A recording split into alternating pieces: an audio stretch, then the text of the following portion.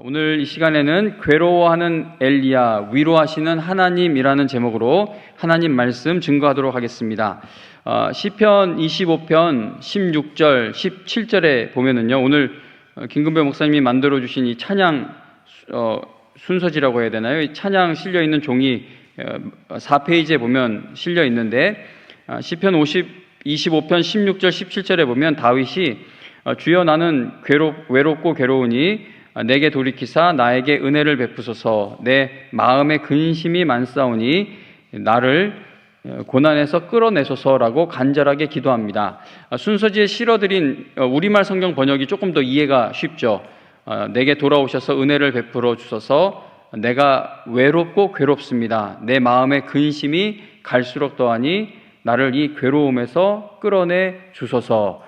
자, 나를 이 괴로움에서 끌어내 달라는 이 간절한 기도는요, 다윗만 드렸던 기도가 아니라 성경의 수많은 사람들이, 믿음의 사람들이 하나님 앞에 쏟아내었던 마음입니다. 그리고 예수님도 이러한 마음을 하나님 아버지 앞에서 쏟아내셨던 것을 우리가 신약 성경에서 보게 되죠. 그리고 오늘날에도 셀 수 없이 많은 성도들이, 여러분들도 포함되실 줄로 알아요.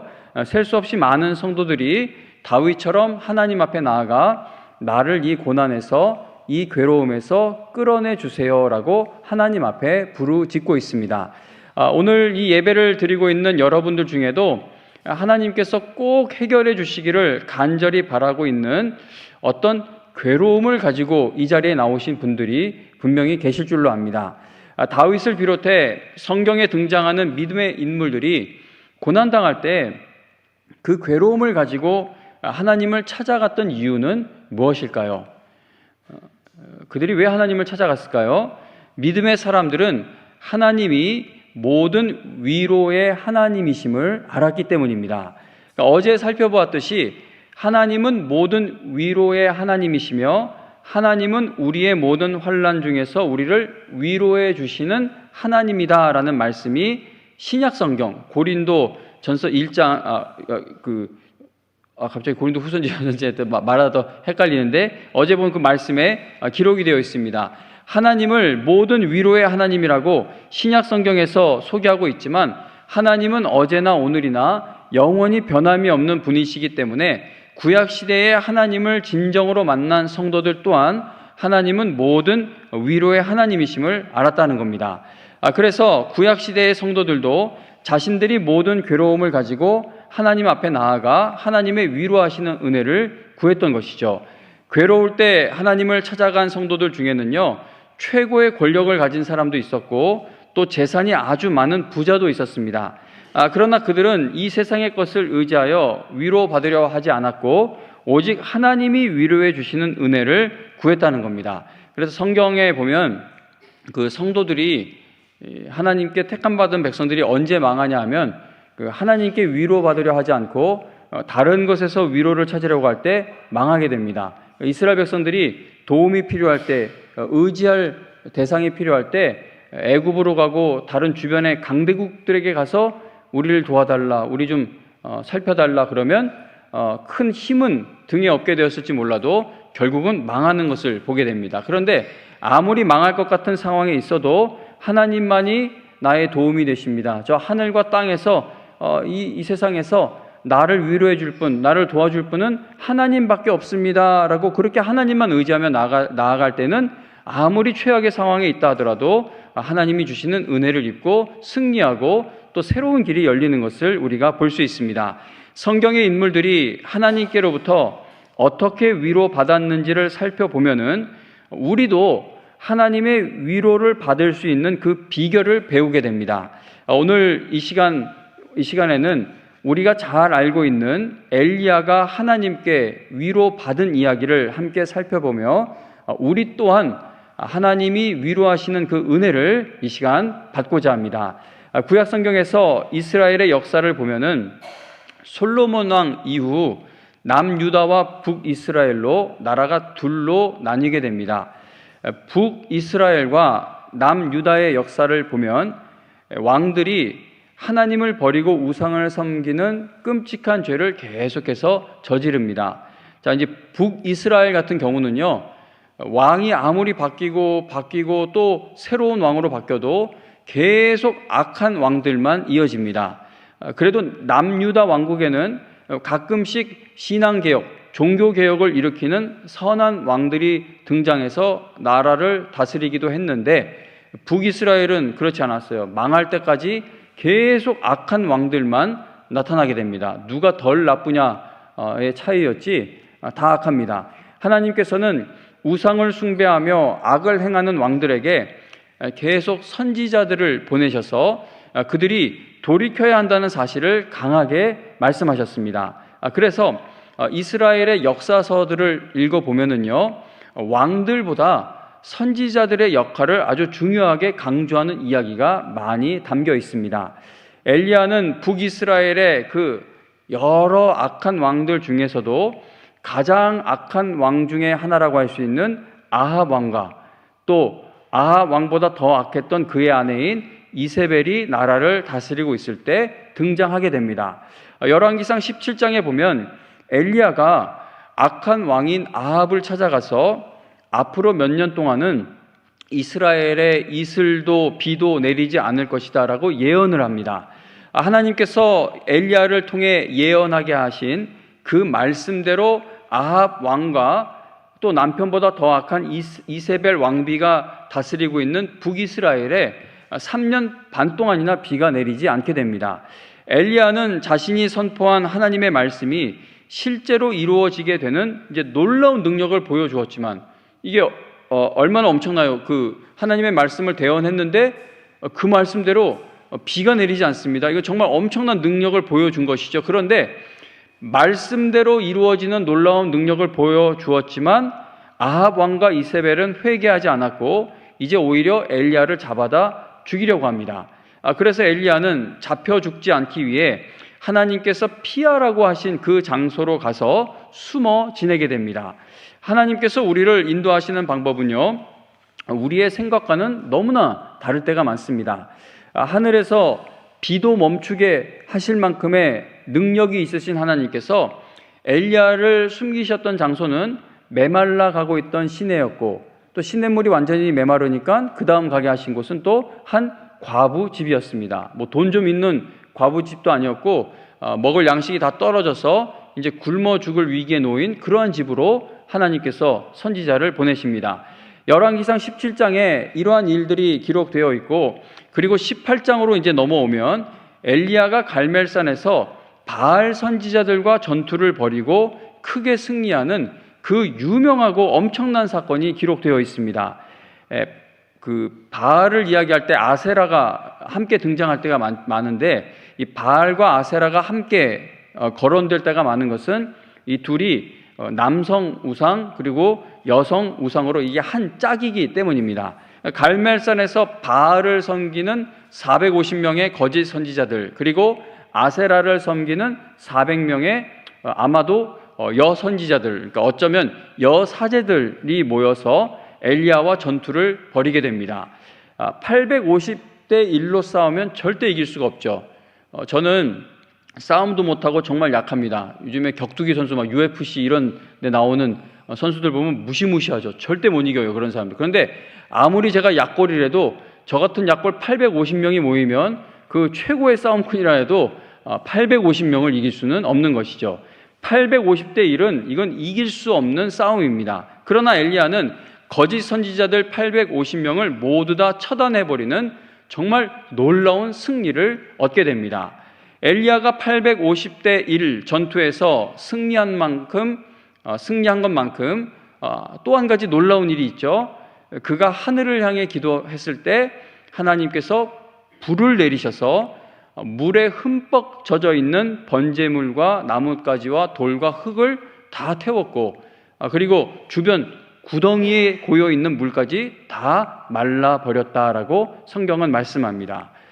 그래서 여러분 잘 알고 계시는 열왕기상 18장에 이 엘리야의 갈멜산 전투를 뭐 영화나 드라마로 제작한다면 아주 역동적인 액션 영화, 아주 멋진 장면이 막 우리가 볼 때 뭐 시원한 장면 사이다라고 막 그렇게 표현하는데 그런 속 시원하게 하는 그러한 장면이 많이 연출될 것 같습니다.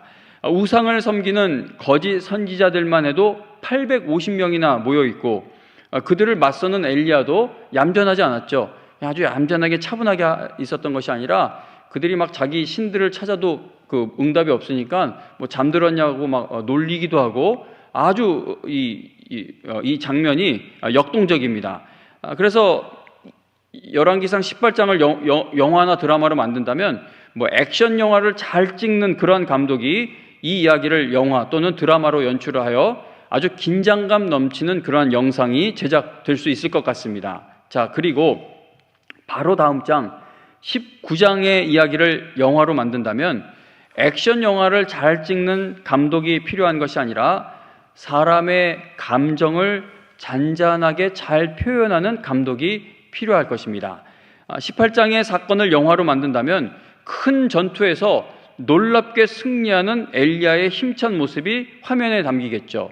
그리고 자세하게 설명되어 있지는 않은데 최소 800명, 850명 다 죽였으면 이건 아마 그 미성년자 관람 불가 영화가 될지도 몰라요. 그거 다 죽였으니 얼마나 피비린내 나는 그러한 전투 현장이었겠습니까? 이건 끔찍하죠. 18장의 장면은 그러한데 그러나 바로 다음 장 19장의 이야기를 영화나 드라마로 만든다면 외롭고 우울한 엘리야의 모습, 더 깊게는 엘리야의 그 얼굴이 클로즈업 되어서 화면을 채우게 될 것입니다. 오늘 이 예배를 드리고 있는 저를 포함하여 이 예배를 드리고 있는 우리 대부분은 엘리야처럼 내 목숨 걸고 하나님의 일에 뛰어들었던 경험이 없을 것 같습니다. 그러나 우리가 엘리야처럼 이렇게 내 목숨 걸고 850대 1 싸움과 같은 그런 일에 뛰어든 적은 없지만 그러나 엘리야가 겪었던 영적 침체를 경험해 보신 분들은 많으실 줄로 압니다. 그래서 성경이 엘리야를 우리한테 소개할 때 우리하고 똑같은 그러한 사람이었다는 것을 이야기해 주죠. 왜냐하면 엘리야가 너무 놀라운 능력을 많이 행한 모습을 보이다 보니까 우리가 위축될까 봐 그래서인지 그렇게 알려줍니다. 그런데 성도님 여러분, 엘리야처럼 이렇게 뭐 850대 1 이런 싸움, 이거는 우리가 그런 경험을 해본 적이 없지만 그럼에도 불구하고 엘리야의 이야기가 우리에게 늘 가깝게 느껴지고 이야기를 읽을 때마다 위로가 되고 또 힘을 얻는 것은 엘리야가 겪은 그 영적 침체, 그 우울감, 절망감, 그 괴로움, 이 아픔을 우리도 경험하게 될 때가 있기 때문입니다. 믿음으로 살아가는 것에 큰 관심이 없다면 엘리야가 경험한 우울감이 나와 아무 상관이 없는 일로 생각될 수가 있겠죠. 그러나 하나님의 뜻이 이루어지기를 간절하게 바라고 또 믿음으로 살아갈 수 있기를 간절히 바라면서 나아가고 있는 성도들이라면 엘리야만큼은 아니더라도 이런 비슷한 영적 침체에 빠지는 경험을 하게 됩니다. 그 열왕기상 19장에서 엘리야가 왜 이렇게 낙심하며 우울해하며 괴로워하고 있는 것입니까? 18장에 보면은 엘리야는 그의 선지자 사역에서 최고의 순간을 경험하게 되죠. 그 갈멜산에 올라가기 전까지는 말씀 한번 선포하고 계속 숨어 지냈습니다. 3년 반 동안 그 시냇가에 가가지고 까마귀가 물어다 주는 음식 먹고 또 거기 냇가가 말랐을 때는 과부집에 가서 또 거기서 이렇게 공급해 주는 차려주는 밥을 먹고 그러고 있던 선지자였는데 바알의 선지자 450명과 아세라의 선지자 400명을 다 이기는 현장에 서게 된 것입니다. 그러니까 850명을 다 치워버리고 나서 해치고 나서 이 선지자의 마음이 어떠했겠습니까? 갈멜산에서 이렇게 놀라운 승리를 안겨주신 하나님이 이제 더 큰 일을 행하실 것을 기대하게 되었을 것입니다. 그렇지 않았겠어요? 그 갈멜산에 올라가서 850명을 상대로 해서 하나님이 이기게 하셨는데 하늘에서 불이 내려 이 제단의 모든 재물을 흠뻑 젖어 있고 이 물까지 차 있는 이 또랑까지 하나님이 다 마를 정도로 큰 불을 내리시기도 했는데 아합과 이세벨을 이기지 못할 리가 없다고 생각했을 것입니다. 850명을 이렇게 처단했는데 이제 저 왕궁에 있긴 하지만 저 두 인간을 저거를 이기지 못할 리는 없다라고 기대감을 가졌을지 모릅니다.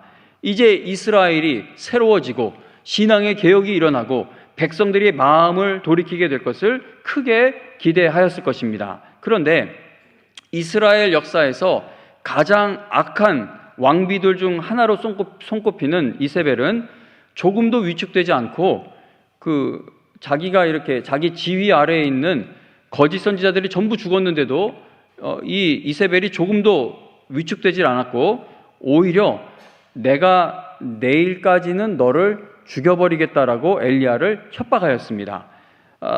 그러자 엘리야가 어떻게 합니까? 잔뜩 겁을 먹고는 자기 목숨을 지키려고 일어나서 도망을 가게 됩니다. 850명을 혼자 상대했던 엘리야가 이세벨 한 사람의 협박 앞에서는 왜 이렇게 겁을 먹게 된 것입니까? 우리가 좀 이상하게 생각하는 부분이죠. 850명을 상대로 이겼고 하늘에서 불이 떨어지는 기도도 했던 엘리야가 왜 한 사람의 협박 앞에서는 이렇게 겁을 먹었는가? 엘리야가 850명을 상대할 때에는 나는 과연 이 전투에서 이길 수 있을까라는 마음이 조금이라도 들지 않았을까 생각해 봅니다. 그러니까 성경에선 엘리야가 그런 의심을 했거나 그런 고민이 있었다는 그런 기록은 없습니다. 그러나 엘리야가 850명하고 싸우기 전에 10명하고 싸워서 이기고 20명하고 싸워서 이기고 50명과의 전투에서 이기고 하나님께서 어떤 그런 단계를 거쳐서 850명을 만나게 하셨다면 그래 내가 바로 직전까지 한 500명까지는 싸워서 이기게 하셨으니까 850명도 가능이 있을 거야 이런 생각을 할 수 있었겠지만 앞서 말씀드린 것처럼 그는 지금 계속 숨어 지냈습니다. 그것도 까마귀가 물어다 주는 음식 먹고 과부가 차려주는 음식 먹고 그러면서 숨어 있었는데 850명을 상대하게 될 때에 나는 과연 이 전투에서 이길 수 있을까라는 그런 마음이 조금이라도 들지 않았을까 생각해 보게 됩니다. 자, 그러나 850명을 완전히 처단하고 나서는 850명과의 싸움에서 아주 확실하게 승리하고 나서는 하나님이 나를 도우시면 어느 누구와도 싸워 이길 수 있다라는 담대함이 생겼을 것입니다. 그러니까 우리가 어떤 큰 기도의 응답을 받기 전에는 기도 응답을 크게 체험하기 전에는 이 응답이 올까 말까 좀 걱정되는 의심스러운 마음이 있어요. 그런데 누가 봐도 이거는 하나님의 기적이다라는 그런 큰 응답을 받고 나면 이제 이후에 내 어떤 일을 당해도 하나님이 이겨나가게 할 힘을 주실 것을 기대를 하게 되죠. 그런데 이게 신앙생활이라는 게 그 이후가 그렇지 않을 때가 많습니다. 담대함이 분명히 생겼을 텐데 바로 그 순간에 엘리야가 850대 1로 싸웠으면 이제 이후에 뭐가 와도 그거 못 이기겠나 그런 마음을 갖고 있는 순간에 그때 조금도 위축되지 않고 오히려 기세가 더 등등해진 엘리야를 협박하는 이세벨이 등장을 하게 되자 엘리야의 마음이 흔들리게 된 것입니다. 이 정도로 크게 승리했으니 이제는 계속 승리하게 될 일들만 남았구나라고 생각하고 있던 순간에 엘리야에게 이세벨이라는 큰 괴로움이 찾아온 것입니다. 엘리야는 이제 이 정도면 됐다라고 생각하고 있었을 텐데 이 정도로는 절대 안 되는구나라는 현실을 마주하게 되어 그가 절망하게 되었다는 겁니다. 우리가 읽은 본문 4절에 보면은 엘리야는 로뎀나무 아래에 앉아서 하나님께 여호와여 넉넉하오니 지금 내 생명을 거두시옵소서 나는 내 조상들보다 낫지 못합니다라는 기도를 드리게 되죠. 여호와여 넉넉하오니라는 이 말은 내가 할 수 있는 일은 다 했다는 겁니다. 그러니까 엘리야가 하나님 앞에 하나님 저 갈멜산에서 행한 일보다 더 큰 일을 내가 어떻게 할 수 있겠습니까?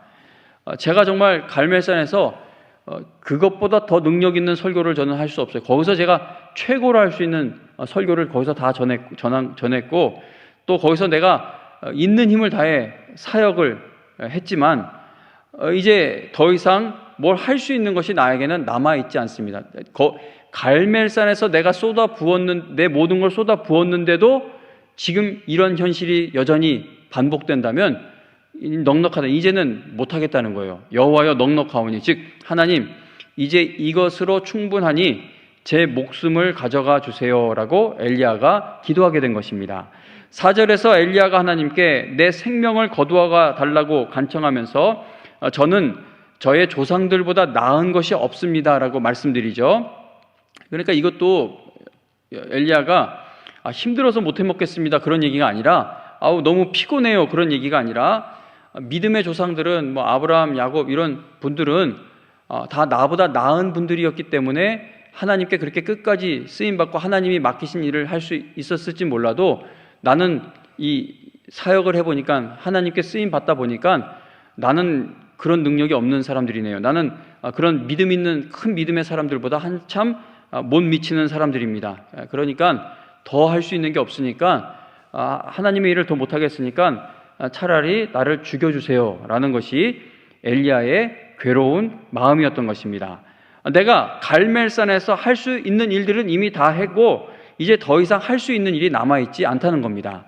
엘리야는 분명히 해결될 수 있을 것 같은 상황에서 지금까지의 성공이 아무 의미가 없는 것처럼 보이게 만드는 이세벨을 만나게 된 것입니다. 그리고 그는 이제 깊은 괴로움에 빠진 것이죠. 성도님 여러분, 우리가요 엘리야와 마찬가지의 이유로 깊은 괴로움에 빠지게 될 때가 많습니다. 뭐 없는 얘기지만 뭐 이렇게 얘기를 지어내 볼게요. 제가 교회 처음 올라왔을 때 이제 우리가 100억이라는 말도 안 되는 빚을 액수를 시작으로 저와 여러분이 이제 함께 시작을 했습니다. 그래서 우리가 그 숫자가 점점 빚 앞에 숫자가 8, 7, 6으로 떨어질 때 막 환호하고 박수도 치고 했는데, 참 우리는 감사할 줄 모르는, 그러니까 저부터 그게 아직도 빚 액수가 어마어마하게 큰데 언제부터 익숙해졌는지 조금씩 갚아가면서 그게 줄어들고 있는데도 그거에 대한 감격을 여러분들과 이렇게 잘 나누지를 못하고 있습니다. 근데 어쨌든 막 정말 이제 하나님께 은혜를 구하고 우리가 함께 믿음으로 으쌰으쌰해서 이걸 다 이제 거의 다 갚았어요. 그리고 이제 내년 계획을 세울 때 이제부터는 우리가 해외 선교에도 더 힘을 쏟고 하나님의 일에도 왕성히 허비하고 낭비하는 교회가 또다시 되는구나 했는데, 재정사고가 또 터지는 거예요. 또 90억, 80억 되는 빚으로 원점으로 돌아가 버립니다. 그럼 우리가 어떻게 할까요? 이전에도 갚게 하셨는데 또 갚게 하실 하나님을 바라보는 게 아니라, 그만큼 했는데 이게 또 이런 문제가 내 앞에 되풀이된다면 여기까지구나. 뭐 하나님이 여기서 뭐 더 도우실 일이 있을까? 내가 여기서 더 할 수 있는 일이 있을까? 그렇게 주저앉아 버리게 된다는 겁니다. 내가 지금까지 살아오면서 온 힘을 다해서 쏟아부었고, 그리고 나름대로 열매도 있고 거둘 것도 있게 될 것이다 라고 생각했는데, 어느 날 보니까 지금까지 내가 오직 하나님만을 의지하며 힘을 다해서 살아온 것이 다시 원점으로 돌아가 버린 것처럼 보일 때 우리는 낙심하고 절망하며 괴로워하게 된다는 것입니다. 지금까지는 자식을 위해서도 그렇게 기도를 하고 소망을 갖고 왔는데, 내 육신의 나이가 들어가고 내가 더 이상 할 수 있는 힘을 낼 수 있는 것이 줄어들게 될 때에 우리는 엘리야처럼 여기까지입니다, 넉넉합니다, 충분합니다, 내가 할 수 있는 건 하나는 여기까지입니다라는 주저앉아버리는 모습을 보이게 된다는 겁니다. 엘리야가 낙심하고 절망하며 괴로운 마음을 이겨내지 못하게 된 이유 중 하나는 오직 하나님만을 의지하면서 내가 할 수 있는 모든 일을 다 했지만 850명을 이긴 그 큰 승리가 결국 아무 의미가 없는 것처럼 보이게 만드는 이세벨을 만나게 되었기 때문이었습니다. 이제 엘리야는요, 몸도 마음도 다 지쳤습니다. 이제 죽었으면 좋겠다라는 그 마음을 먹게 된 엘리야가 부엘세바로 가게 되죠. 자, 뭐 여러분 잘 아시다시피 부엘세바는 또 이스라엘 영토 최남단에 있는 지역입니다. 지금 그 엘리야가 북이스라엘에 있는 사람인데, 이 아합이랑 이제 이세벨이랑 아합이 엘리야를 찾아서 죽이려고 하니까 겁을 먹고 도망을 가는데, 어디까지 도망가냐면 그 이스라엘 영토에서 하여튼 도망갈 수 있는 끝까지 국경선 있는 데까지 도망을 간 겁니다. 북이스라엘에 있는 사람이 남유다, 남쪽 왕국의 맨 남쪽 아래 지방까지 도망을 간 겁니다. 그러니까 최대한 멀리 갈 수 있는 곳까지 도망갔다는 것이죠. 브엘세바에 도착한 엘리야는 자기 종을 거기에다가 남겨두고 혼자서 하룻길을 더 가서 이제 광야에 이르게 됩니다. 그리고 엘리야는 광야에 있는 한 로뎀 나무 아래를 찾아가 앉아서 거기서 이제 죽기를 기도하다가 잠들어 버리는 것이죠. 로뎀 나무는 아주 작은 종류의 나무입니다. 뭐 이렇게 시청각 잘 보여주시는 목사님들 설교하시는 거 들으신 분들은 뭐 사진도 아마 보셨을 것 같은데, 로뎀 나무는 좀 나무라고 하기에도 너무 초라해요. 아주 작은 나무인데, 그 로뎀 나무는 마치 그 쌀이 빗자루를 거꾸로 세워 놓은 것 같은 모습의 작은 나무입니다. 우리 그 빗자루 이렇게 막 그 쌀이 빗자루 있는데 그걸 이렇게 뒤집어 놓은 것처럼 나무가 그렇게 생겼어요. 얇고 위에 막 이렇게 덤불처럼 쌀이 빗자루 뒤집어 놓은 것처럼 그러한 형태의 나무인데, 그러니까 나무라고 부르기에는 너무 초라한 모습의 나무인 것입니다. 로뎀 나무는 또 숲을 이루는 그런 나무도 아니고 광야 군데군데에 혼자 서 있는 나무입니다. 현실에서 만난 그 큰 문제로 인해 너무나 괴로워서 이제 죽기를 바라고 있는 그 불쌍한 엘리야가 그냥 볼품없는 광야에 있는 한 로뎀 나무 아래를 찾아가 뻗어버립니다. 아마 처음부터 목적지를 로뎀 나무 어딨나 이렇게 찾아서 갔다기보다는 광야로까지 하룻길도 들어가서 이제 지칠대로 지셨잖아요. 그나마 찾을 수 있는 그늘이 로뎀 나무 밑이었기 때문에, 그래서 그 밑에 가서 그냥 누워버린 게 아니라 앉은 것이 아닌가 보여지는데, 어쨌든 성도님 여러분, 지금 이 엘리야의 모습을 쭉 말씀을 드리는데 여러분 다 알고 계시는 말씀이지만 오늘 이 시간 다시 한 번 더 엘리야의 모습을 생각해 볼 때 너무나 불쌍한 모습인 것이죠. 해볼 수 있는 건 다 해봤는데 안 됩니다. 뭐 옆에 도와주는 사람도 없고 850명 죽일 땐 함께 할 것 같이 보였던 사람들도 뭐 등을 돌렸다 그런 말은 없지만 같이 가는 사람이 없는 거 보니까 없는 것 같아요. 그리고 광야 그 이스라엘 나라에서 맨 밑에 지방까지 내려가서 거기서 한 초라한 로뎀 나무 아래에 누워서 하나님 앞에 넉넉합니다. 여기까지입니다. 나 차라리 죽여달라고 기도하고 있는, 아주 낙심할 대로 낙심하고 괴로울 대로 괴로운 우리 이 불쌍한 엘리야의 모습을 우리가 보게 됩니다. 아무것도 할 수 없는 상황에서 엘리야의 몸과 마음이 얼마나 지쳤으면 이제 그는 기도하다 말고 잠들어 버리죠. 더 불쌍하죠. 기도하다가 죽여달라는 거 하다가 그냥 잠들어 버립니다. 혹시 몸과 마음이 지치신 분들이 여기 계시다면 엘리야의 모습을 보면서 마음이 많이 아프실 것 같아요.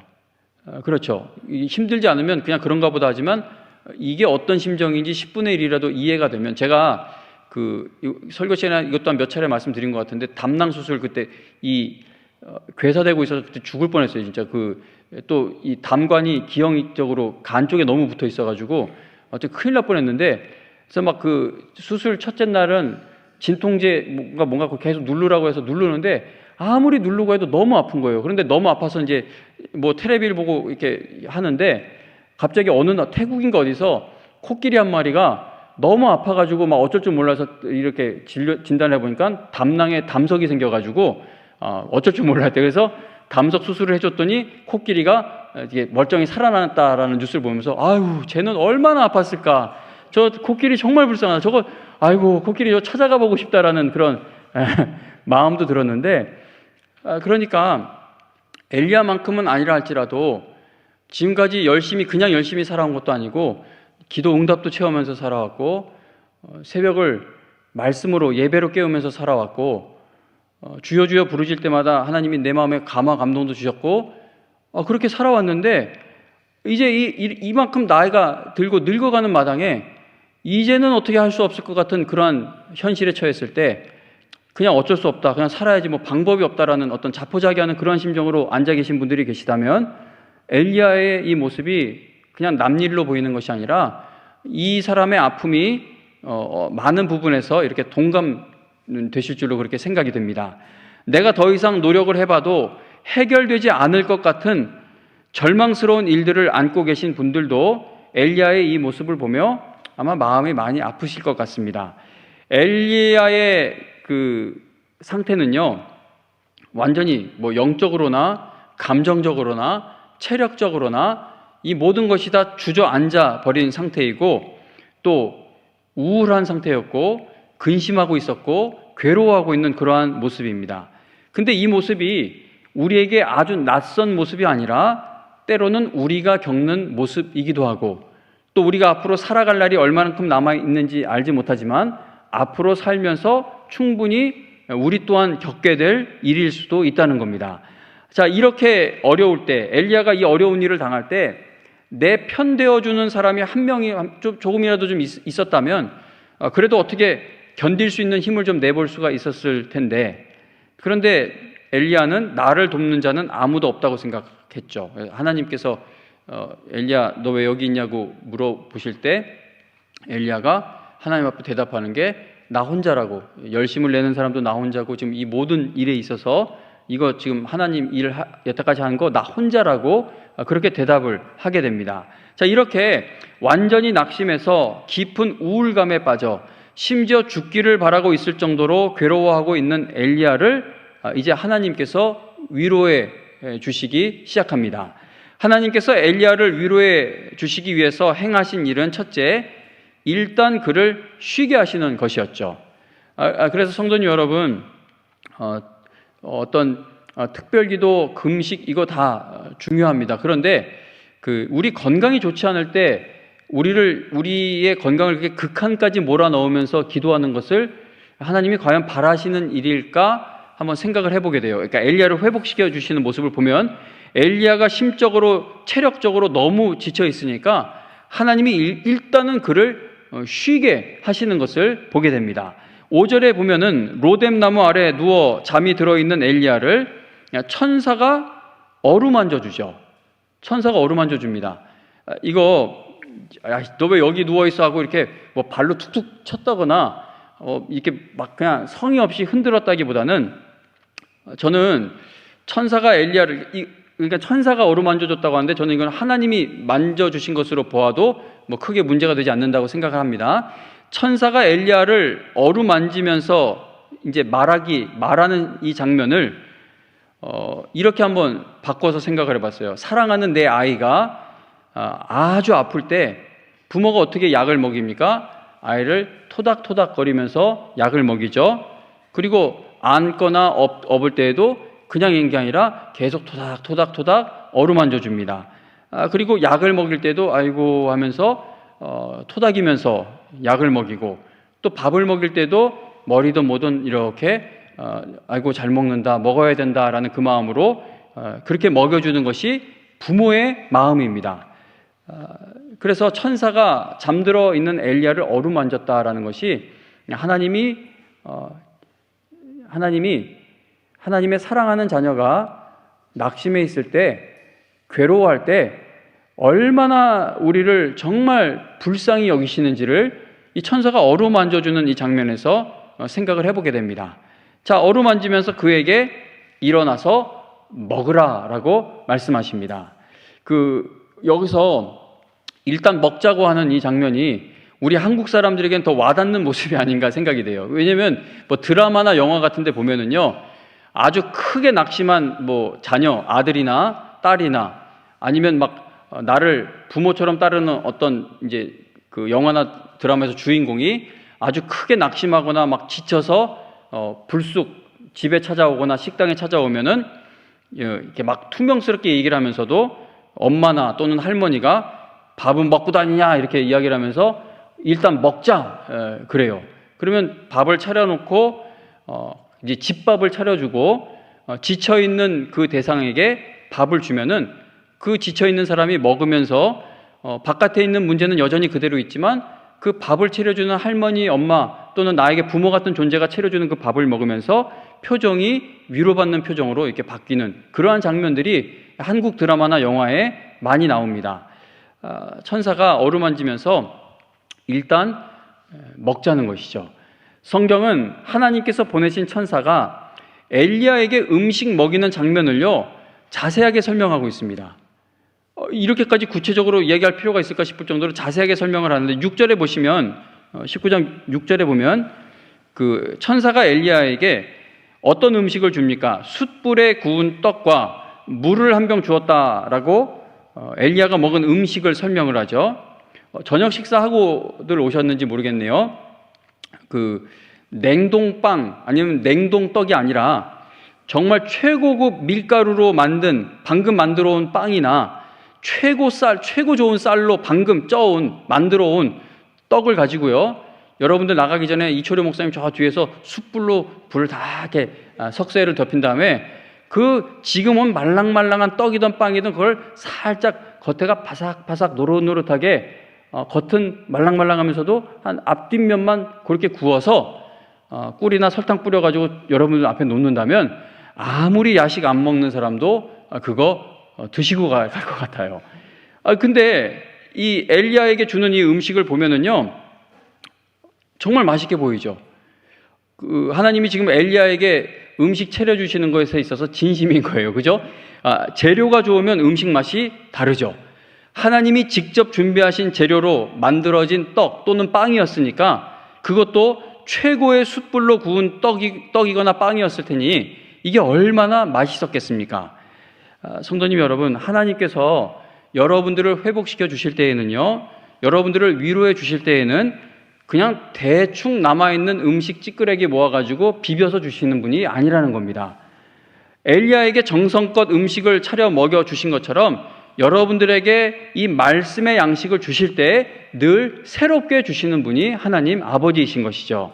그러므로 성도님 여러분, 이 예배, 하나님의 말씀을 받아먹는 이 예배를 가볍게 여기는 것은 내 영혼이 하나님께로부터 위로받을 수 있는 기회를 포기하는 것과도 마찬가지 일입니다. 하나님께서 지쳐 누워 있는 엘리야를 얼마나 긍휼히 여기시며 회복시켜 주시는지 6절부터 8절 말씀을 보겠습니다. 6절부터 8절을 읽어드릴게요. 본즉 머리맡에 숯불에 구운 떡과 한 병 물이 있더라. 이에 먹고 마시고 다시 누웠더니 여호와의 천사가 또다시 와서 어루만지며 이르되 일어나 먹으라. 네가 갈 길을 다 가지 못할까 하노라 하는지라. 이에 일어나 먹고 마시고 그 음식물의 힘을 의지하여 40주 40야를 가서 하나님의 산 호렙에 이르니라. 아멘. 하나님께서 엘리야를 쉬게 하셔서 그가 다시 걸을 수 있는 힘을 낼 수 있게 되었습니다. 그런데 엘리야가 있던 곳에서 호렙산까지 먼 거리이긴 했겠지만 제가 이걸 찾아봤어야 되는데 제가 근데 항상 어떤 정보를 드릴 때 잘못된 정보를 드릴 때가 많습니다. 제가 옛날 배운 기억으로는 300km 넘는 걸로, 근데 이거 틀릴 수가 있으니까 말씀을 드리면 안 될 것 같아요. 어쨌든 엘리야가 지금 누워있던 그 로뎀나무 밑에 그 지역에서부터 호렙산까지 멀긴 했겠지만 이게 과연 40일이나 걸릴 만큼의 거리였나, 이제 그런 이 거리 40일 걸린 것에 대해서 의문을 갖는 분들이 있습니다. 엘리야가 호렙산까지 40일을 걸려서 갔다는 사실을 성경에서 말씀하고 있는 것은 그 브엘세바에서 호렙산까지 어느 정도 거리였는지를 알려주기 위해서 40일을 강조했다기보다는 악한 왕비인 이세벨이 엘리야를 내일 죽여버리겠다라고 말한 것과 대조를 이루기 위한 것으로 보여집니다. 세상은요, 그러니까 이세벨은 세상의 어떤 세력을 대표하는 것으로 볼 수 있죠. 이세벨은 엘리야를 완전히 낙심시키고 괴롭히기 위해 너에게는 내일이 마지막이다라는 협박을 합니다. 세상은 끊임없이 우리를 조급하게 만들려고 하죠. 너 내일까지 그 일이 이렇게 해결되지 않으면 너는 끝이다. 너는 내일부터는 희망이 없다. 이세벨이 그랬던 것처럼 그렇게 우리의 내일을 뒤흔들어 놓는 것이 사탄의 공격입니다. 너는 내일 일어날 문제를 감당할 수 없을 것이라고 우리의 마음을 어지럽힙니다. 그러나 하나님은 엘리야에게 무려 40일이라는 시간을 주시면서 그가 하나님을 만나러 가는 그 시간을 갖게 하셨습니다. 성도님 여러분, 그러므로 내일이면 내가 망할 것 같은 그런 일들이 앞에 놓여 있어도 여러분들을 인도하시는 하나님이 여러분들이 가야 하는 그 길에 시간도 주관하신다는 것을 꼭 잊지 마시고 하룻밤 잠들기 전에 내일을 소망을 갖고 기다리실 수 있기를 바랍니다. 하나님은 엘리야를 회복시키시기 위해 하나님이 정하신 시간표 속에서 그를 인도하신 것이죠. 그리고 그를 이제 호렙산에서 만나 주시는데 그 9절에 보면 호렙산으로 찾아온 엘리야에게 네가 어찌하여 여기 있느냐라고 그렇게 말씀하십니다. 네가 어찌하여 여기 있느냐. 그리고 13절에 가서 또 한 번 더 엘리야야 네가 어찌하여 여기 있느냐라고 그렇게 물으시죠. 하나님께서 엘리야에게 네가 왜 여기 있어? 네가 어찌하여 여기 있느냐? 네가 왜 여기서 나와? 여기서 뭐해? 이렇게 질문하신 것은 몰라서 물으신 것이 아니죠. 하나님께서 지금 엘리야에게 말을 걸고 계신 겁니다. 그러니까 하나님은 최고의 상담가이시죠. 엘리야에게는 누군가가 이 엘리야 속에 있는 것을 들어줄 그럴 대상이 필요한데 하나님이 직접 엘리야에게 너 왜 여기 있니? 이제 질문을 던지심으로 그의 속마음을 이렇게 말로 표현하게 하신 겁니다. 엘리야가 하나님께 어떤 대답을 하는지 들어보면은요, 하나님이 낙심한 자들을 정말 긍휼히 여기신다는 확신을 갖게 됩니다. 9절과 10절을 보시면 엘리야가 그곳 굴에 들어가 거기서 제가 오늘 급하게 맞네. 9절과 10절 보면 엘리야가 그곳 굴에 들어가 거기서 머물더니 여호와의 말씀이 그에게 임하여 이르시되 엘리야야 네가 어찌하여 여기 있느냐. 그가 대답하되 엘리야의 대답이 무엇입니까? 내가 만군의 하나님 여호와께 열심히 유별하오니 이는 이스라엘 자손이 주의 언약을 버리고 주의 제단을 헐며 칼로 주의 선지자들을 죽였음이오며 오직 나만 남았거늘 그들이 내 생명을 찾아 빼앗으려 하나이다. 아멘. 성도님 여러분, 여러분들은 하나님께서 엘리야에게 질문을 던지셔서 엘리야로 하여금 이렇게 속마음에 있는 말을 하게 하신 것, 꺼내게 하신 것을 이 장면을 보시면서 여러분들은 어떤 생각을 하게 되십니까? 하나님께서 여러분들을 이 기도하는 자리로 부르시는 것은 여러분들의 생각을 모르시기 때문이 아닙니다. 네가 어찌하여 여기 있느냐라고 물으신 것은 엘리야의 생각을 몰라서 질문을 던지신 것이 아닌 것이죠. 내가 들어야 알겠다, 들어보고 한번 생각해보자, 그런 의미로 질문하신 것이 아닙니다. 하나님께서 여러분들 보고 기도하라고, 기도의 자리로 와서 나를 만나라고, 나를 찾으라고 하시는 것은 들어보고 한번 결정하자, 내가 들어야 알지, 그런 의미가 아닙니다. 여러분들에게 잔소리 하시려고 부르시는 것도 아니죠. 여러분들이 하는 말을 들어주고 싶으셔서 기도의 자리로 여러분들을 부르시는 겁니다. 엘리야가 하나님께 내가 열심히 유별합니다. 난 정말 열심히 했거든요. 남들보다 훨씬 많이 했어요. 라고 말씀을 드리는데 여러분들은 이게 제대로 된 대답이라고 생각을 하십니까? 이거 제대로 된 대답이 아니죠. 내가 뭐 했다.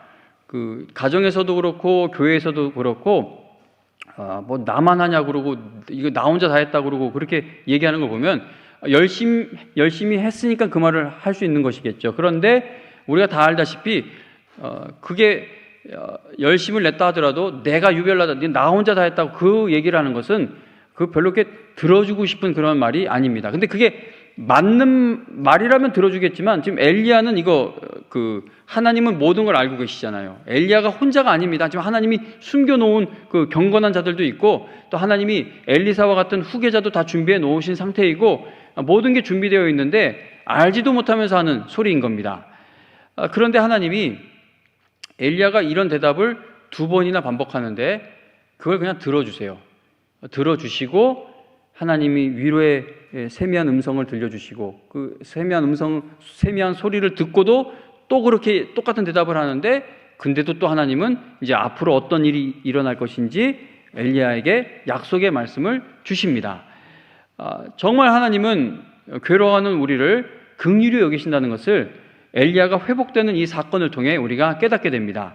엘리야가 하는 말을 들어주신 하나님이 엘리야에게 어떻게 응답하시는지 11절 12절을 보시기 바랍니다. 11절 12절 보시면 여호와께서 이르시되 너는 나가서 여호와 앞에서 산에 서라 하시더니 여호와께서 지나가시는데 여호와 앞에 크고 강한 바람이 산을 가르고 바위를 부수나 바람 가운데에 여호와께서 계시지 아니하며 바람 후에 지진이 있으나 지진 가운데에도 여호와께서 계시지 아니하며 또 지진 후에 불이 있으나 불 가운데에도 여호와께서 계시지 아니하더니 불 후에 세미한 소리가 있는지라. 아멘. 자, 하나님께서 이제 엘리야를 만나 주시는데 엄청난 바람이 지나갑니다. 이 바람이 얼마나 센 바람이냐 하면 막 산을 가르고 그 바위를 부순다고 하죠. 어마어마한 바람이에요. 우리 태풍 무섭게 올 때 그 나무가 뿌리 뽑혀서 넘어갈 정도의 바람이거나 창문이 깨질 정도의 바람이면 그거는 진짜 어마어마한 바람입니다. 근데 그 하나님이 이렇게 이제 지나가게 하시는 바람이 산을 가르고 바위를 부수는 바람이니까 이거는 정말 엄청난 바람이 분 것이죠. 그리고 지진도 지나가고 또 그러고 나서 무서운 불이 휩쓸고 지나갑니다. 자, 그런데 성도님 여러분, 이 이야기 잘 아시죠? 이 모든 엄청난 어마어마한 현상 속에 하나님이 계시지 않습니다. 하나님은 회오리 바람 가운데 계시기도 하고 하나님은 불 가운데서도 역사하시기도 하죠. 그런데 엘리야에게는 그러한 모습으로 하나님을 보여주지 않고 계십니다. 근데 우리가 보통 지쳤을 때, 괴로울 때 바라는 것은 이런 어떤 능력 있는 하나님의 모습이지 않습니까? 그렇죠. 이 이세벨, 아합, 저것들이 여전히 왕궁에서 나의 내일을 위협하고 있으면 하나님이 나에게 보여주셔야 할 모습은 저것들 그냥 한 번에 꺾을 수 있는 어떤 큰 능력을 아주 힘있게 보여주시는 이런 모습을 우리가 바라게 되는데, 그런데 엘리야에게 하나님은 그런 모습으로 나타나주지 않고 계십니다. 갈멜산 사건을 보면은요, 하나님께서 내려주시는 불이 하늘에서 떨어집니다. 온 백성이 함성을 지르며 모든 거짓 선지자들의 목을 다 쳤죠. 피비린내가 나는 전투를 치렀습니다. 자, 그런데 하나님은 엘리야에게 가장 위로가 필요한 이 순간에는 그런 큰 능력을 보여주셔서 그에게 힘을 주려고 하시거나 위로해 주려고 하시질 않고 우리가 잘 알듯이 세미한 소리로 찾아오십니다. 이 세미한 소리라는 구절을 히브리어 원어로 보면은 침묵이라는 의미가 있다고 합니다. 그러니까 세미한 소리, 이거 침묵의 소리라는 그러한 의미라는 것인데, 근데 성도님 여러분, 침묵의 소리가 있습니까? 침묵에는 소리가 없죠. 아무것도 들리지 않는 것이 침묵입니다. 그래서 세미한 소리를 듣게 되었을 때 제가 엘리야였다면 나는 하나님이 나의 이 괴로움에 대해 침묵하고 계시는 줄 알았지, 아무것도 보여주지 않고 계시는 줄 알았지, 나를 외면하고 계시는 줄 알았지, 그런데 이 침묵하시는 것 같은 상황에서 나와 지금까지 계속 함께하고 계시며 역사하고 계셨구나라는 것을 깊이 깨달아 아주 큰 위로를 받았을 것 같습니다. 침묵은 소리가 없는데 이 세미한 소리로 하나님이 나를 찾아오셨을 때 그러한 깨달음이 있었을 것 같습니다. 우리는 하나님의 세미한 소리를 들을 여유를 갖지 못할 때가 많아요. 지금 이렇게 예배를 드리면서도 이제 35분 이렇게 되면 저도 마음이 조급해지고 여러분들도 마음이 막 가빠지기 시작하고 또 운행 나가야 되는 목사님들도 아마 빨리 차를 어떻게 빼나, 저기 누구를 먼저 모셔다 드리나 이런 생각도 있을 수도 있고, 배고파서 왔으면 아까 이미 떡 이야기했을 때부터 오늘 저녁은 떡볶이다 뭐 아니면 그런 하여튼 이제 35분 지나가면서 이 마음이 분주해지죠. 성도님 여러분, 이렇게 막 휘황찬란한 무대 같은 예배에서 드리면서 우리가 은혜 받는 것도 중요한데, 아마 저는 영광교회가 너무 익숙해서 그런지도 모르겠습니다. 이 예배당 안에서 수십 년째 듣는 똑같은 음악이 나오고 있는 이 예배당에서 때로는 내가 기도하고 있는데도 음악이 꺼질 때가 있죠. 또는 그렇게 조용해지는 이 예배당에서 하나님의 세미한 소리가 들립니다. 지금까지 그 은혜를 입어 제가 여기까지 왔고요. 그리고 지금 이 상황에서도 엎드릴 때마다 하나님이 그 세미한 소리로 나를 찾아와 주시기 때문에 또 갈 수가 있는 것이죠. 그래서 여러분들도 저는 마찬가지라고 생각합니다. 우리가 바라는 건 당장 나를 짓누르는 저 이세벨과 같은 문제가 깨져버리고 불을 맞거나 물에 휩쓸려 가거나 이 바람에 깨지거나 지진에 삼켜지거나 불에 확 휩쓸려 가거나, 그게 우리가 바라는 하나님의 위로일 때가 많은데, 하나님은 세미한 소리로 우리를 찾아오셔서 이 침묵 중에 내가 가만히 있는 것이 아니다라는 사실을 확인시켜 주신다는 겁니다. 그래서 말씀 듣는 게 너무 우리가 말씀 떠나서 어디를 갈 수 있겠습니까? 성도님 여러분, 그래서 엘리야를 보면 그 하나님이 그의 마음을 다 가라앉히고 다 들어주시잖아요. 다 들어주신 게 다 일단 끄집어내게 하신 것이죠. 나 혼자밖에 안 남아. 내가 나 혼자 내 편 없어요. 나 진짜 내가 죽도록 나 혼자만 합니다. 이런 말도 되지 않는 소리까지 다 끄집어내게 하시고 그의 마음이 다 가라앉게 하신 후 이 세미한 소리로 찾아오셨다는 것이죠. 그리고 나서 이제 하나님이, 시간이 너무 많이 가서 그냥 제가 그 15절부터 18절까지 읽고 마무리를 짓도록 하겠습니다.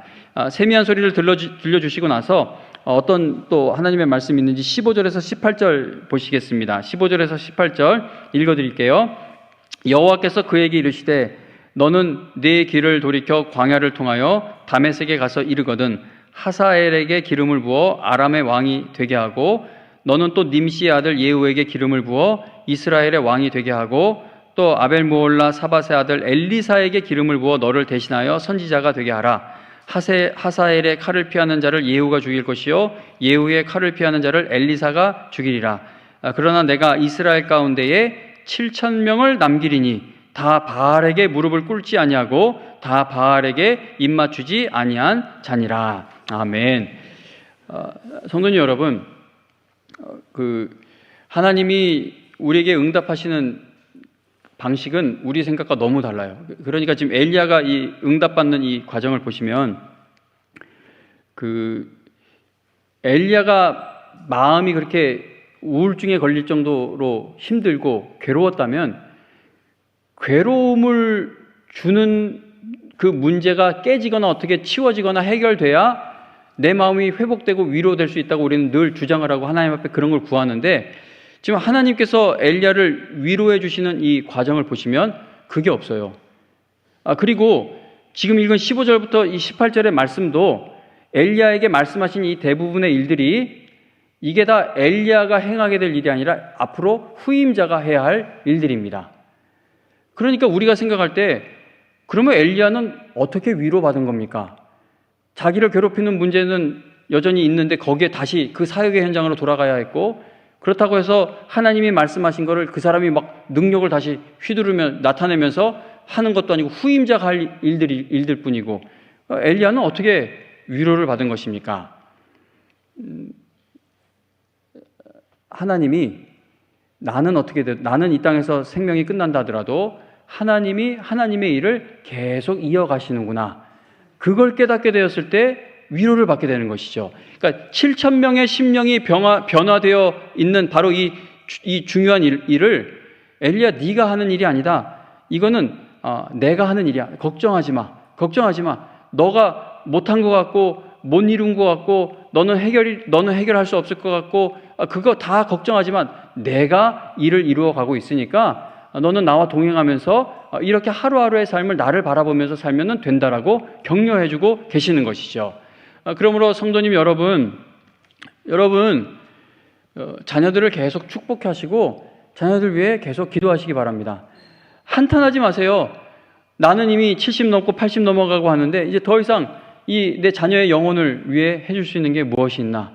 이게 될 것인가 안 될 것인가? 남겨줄 유산도 없다. 뭐 이런 복잡한 생각을 가질 수는 있죠. 그래야 또 기도 제목도 생기고 하죠. 그러나 성도님 여러분, 하나님께서 엘리사에게 이 말씀을 주시고 엘리사가 하나님의 역사는 계속 이루어간다는 것에 집중하게 되었을 때 위로받고 다시 사역의 현장으로 돌아갈 수 있었던 것처럼 여러분들도 그러한 위로를 받으실 수 있기를 바란다는 겁니다.